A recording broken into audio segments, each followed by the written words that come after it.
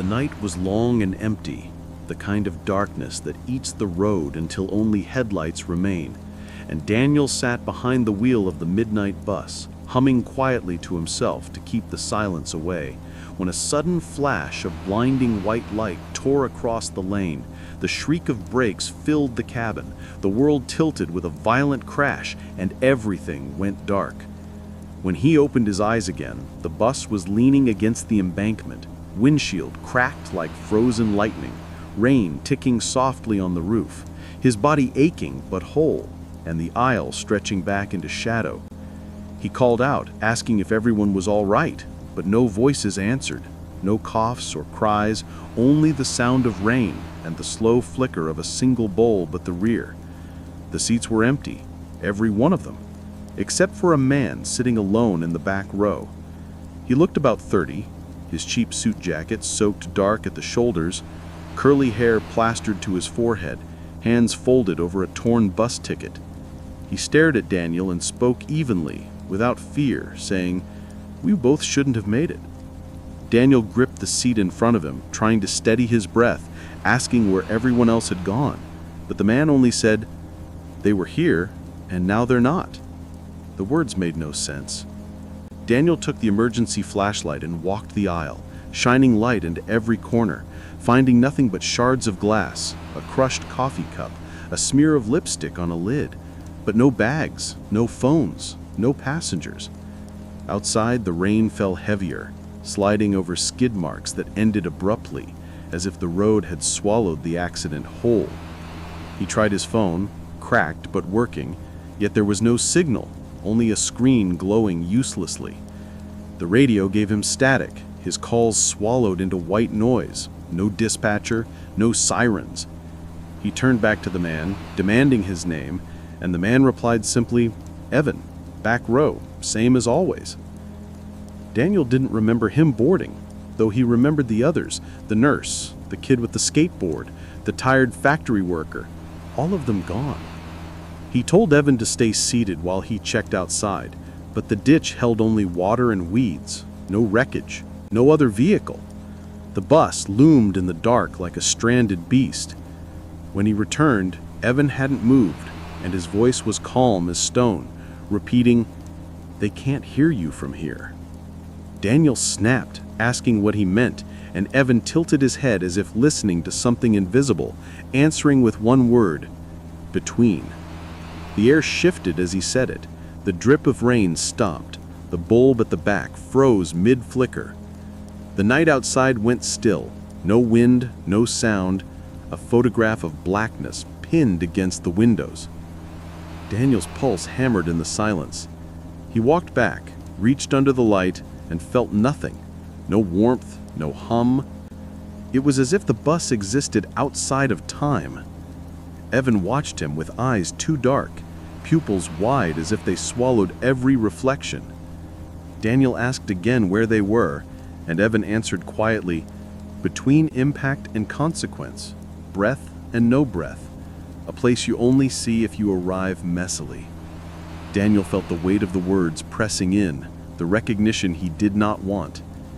"You're saying we're dead," he whispered.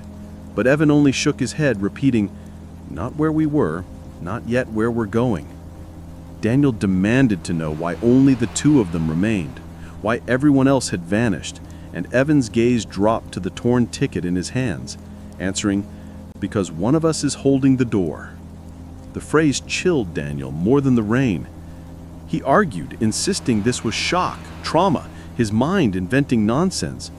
But Evan stood slowly, walking closer, revealing dried blood along his temple, scrapes that should have hurt, but didn't.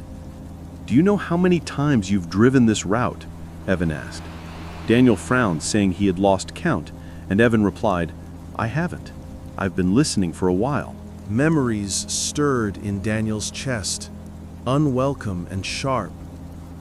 A crash years ago, a skid on the bridge, passengers screaming, reports later claiming no one died. But nightmares had lingered, sour and vivid, then faded as if erased. His throat tightened. How many times?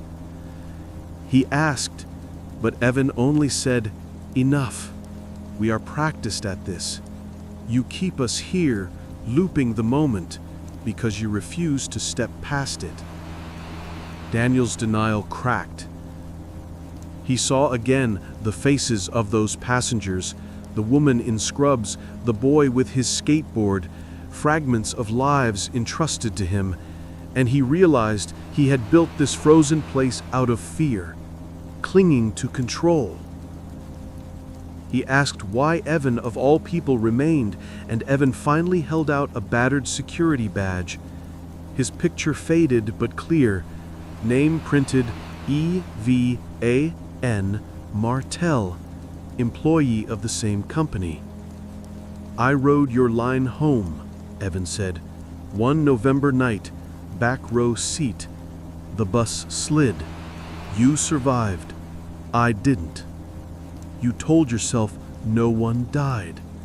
You needed that. So you kept me here with you." Daniel's chest hollowed.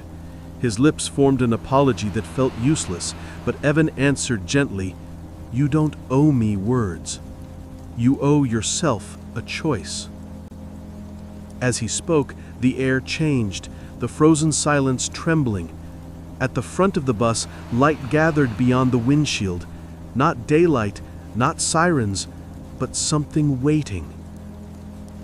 Daniel asked what would happen if he let go, and Evan said, "Then the moment after arrives. Maybe pain, maybe sirens, maybe nothing, but it will be real." Daniel asked what if he didn't, and Evan said, "Then we sit here again and again. I can wait forever. Can you?" The torn ticket lay damp in Daniel's palm, his hands shaking. He saw the empty aisle, the bulb still caught in half light, and he knew endurance had become a cage. He stepped to the front, touched the fare box like a ritual, looked into the driver's mirror, and saw a man soaked with rain, bruised, broken, but alive. He turned toward the rear one last time. Evan met his eyes, gave a single nod, and whispered, "The door is yours." Daniel breathed deep, tasting rain and dust and metal, and said, "Okay." The bulb flared to full light. Rain resumed, ticking rapid on the roof. The clock above the dash moved from 0017 to 0018. The radio crackled, and a dispatch's voice broke through, calling his unit, urgent and alive. Sirens rose outside, red and blue washing across shattered glass. Daniel grabbed the mic and answered, "This is 7B, I copy." Relief flooded him, but when he turned to the back, the seat was empty. Only the torn ticket resting there, dry and whole. He slipped it into his pocket as paramedics climbed aboard, asking if he was alone. He whispered, "There were others, but they got where they were going." As they strapped him to the stretcher, he hummed softly to himself, the habit of years, and in the corner of his eye, the back row seemed to hold a shadow of someone patient and kind, before it faded into nothing, leaving him and the road that finally moved forward.